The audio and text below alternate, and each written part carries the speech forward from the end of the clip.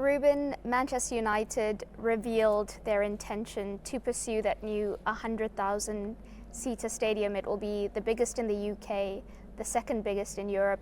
What were your thoughts when you saw the conceptual designs? You imagine the future, like you see the stadium, but it's more than that. It's the future of the club, where we are going to be in the future. It's an amazing stadium, more space for more people because we are a massive club. But it's in 5 years, I think. Maybe 6, maybe 7, I don't know. So we need to focus on the present, and the present is to improve the team and to win games. I know you said you want to focus on the present, but Omar Barada told us that he would like to open that new stadium with you still as Manchester United head coach. How do you feel about that? Yeah, it's a very good feeling, but I felt that support and I listened that in every match. Because winning or losing, they are there in the dressing room, talking about the game, the future, to be calm. So I always felt that support, but to hear that support publicly is a different thing. But we need to win games, and when you are a coach, no matter who you are, when you arrive here, you don't have the idea of being here for a while and then move on. You just want to continue. I have that feeling, and every coach that arrives here just think about continue to in this club. Very interestingly there, you said you've had the support privately, but it's important to have it publicly. You've had it now in the last 2 days from not just Omar Barada, but Sir Jim Ratcliffe. So does that just give you a little bit more confidence, even if you're getting it from them, for everyone to know around the world that you are receiving that support? It's important more for the other people, not for me. I'm a confident guy and I'm really honest with me. So I can see our performance and our results. I am guiding myself through that more than just the support. The support is a good thing, but I don't lie to myself. So I'm always confident in my capabilities, but I'm driving myself with the performance and the results more than what other people are saying. But it's really important because it gives stability to the club. There is a plan. There is a owner, a CEO, a coach, and we are going to through the time to try to turn things around, and that is a good thing.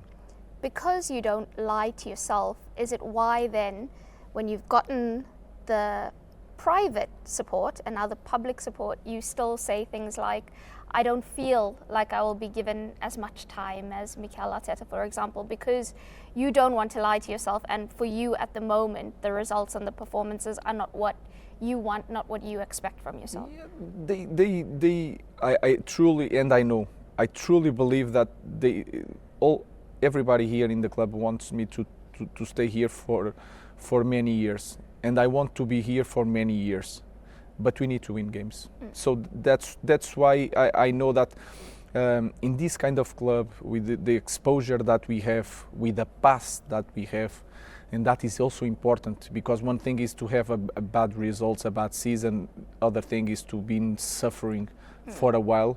I know that we need to improve things in a hurry pace. Of course, we have a plan. That is a good thing. I know how I want to play.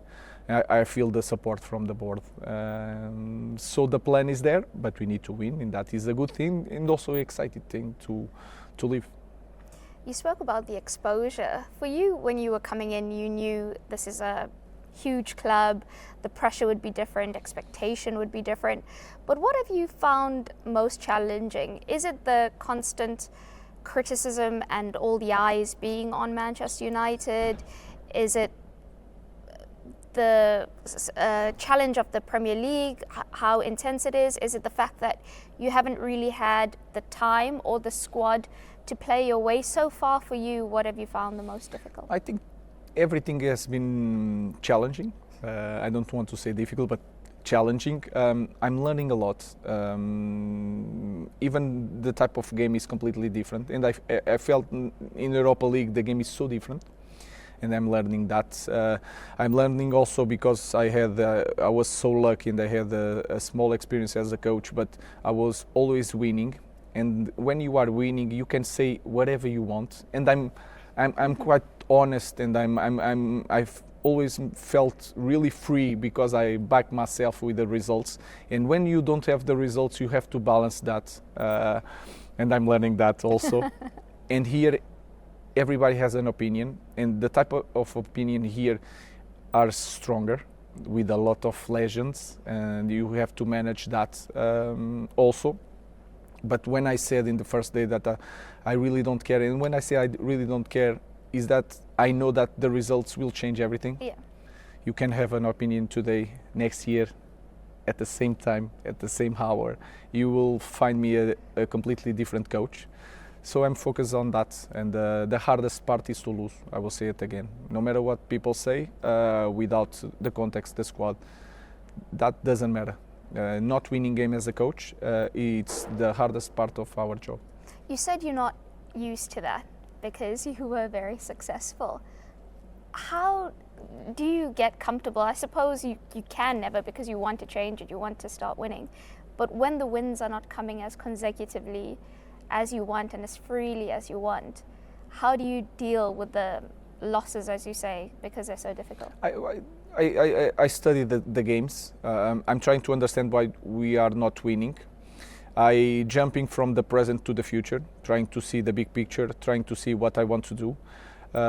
This is the way that you can be positive and then not just negative. Because if sometimes you are so close to the action, you just think about this moment, you get desperate. So you are jumping positive, negative, present, future.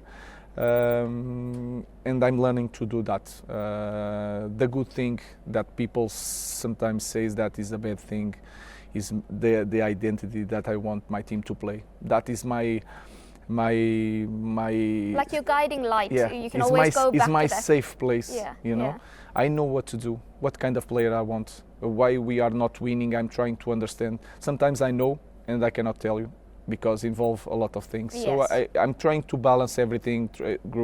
I'm growing up as a coach, not just inside of the pitch, but also outside of the pitch. Yeah, definitely.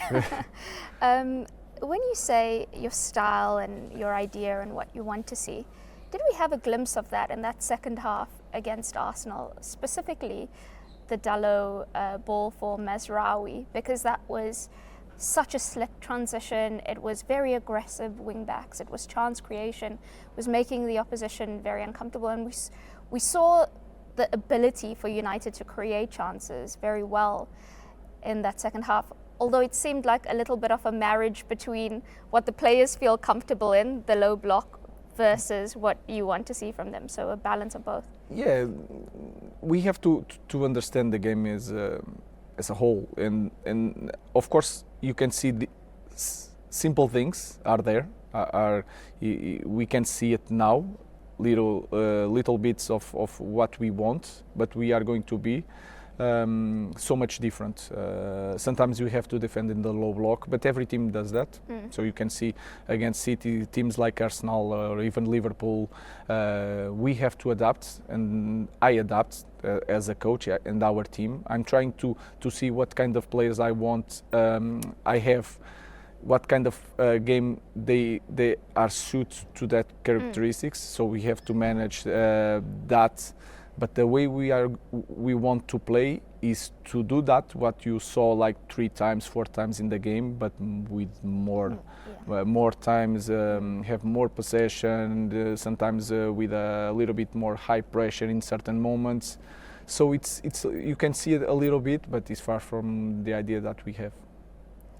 You spoke about the Europa League being quite different, and we can tell it feels like United are more comfortable, confident, assured in that competition versus the Premier League. So with that said, is there perhaps more confidence heading into Thursday? I think you can see it in the physicality. and we are more comfortable there. I feel that our team is sometimes stronger than the opponent in that aspect. In some games in our league, I don't feel that. We have more time to think, and this is a very important thing. When we have to build up in a different way, we have an idea, they know what to do, but they need a little bit more time because it's not natural. When you have a little bit more time, you are more in control of the momentums of the game. So I felt is the speed of the game give us more chance to be more comfortable and more dominant in the games. I want to talk about Rasmus Hojlund, such a talented young player, so much to offer, huge work ethic, and it's just not happening for him at the moment. So obviously it'll be affecting him psychologically. He'll be overthinking his actions on the pitch. How do you try and help him through that so he's not so much in his head and playing off the instinct that got him here in the first place? We are trying to show the good things that people don't see. For example, the goal that we scored in Spain, you have a play with Allo, with the Garnacho. And if you look at the play, Josh has the space because Rasmus did the run. And when Josh is shooting the ball, Rasmus is blocking one defender that can reach the ball. And we showed that to the team before in the preparation for this game. So I'm trying to show that everybody here is really important. People cannot see, but I see it. And Rasmus is doing a lot of things well, but it is in that moment that as a striker you need to score. And sometimes when he has the opportunity or the ball, he struggles because the confidence is not there. But the work that he does in the games is helping us to for example, achieve this stage of this competition. Perfect. Thank you so much, Ruben. Thank you very much.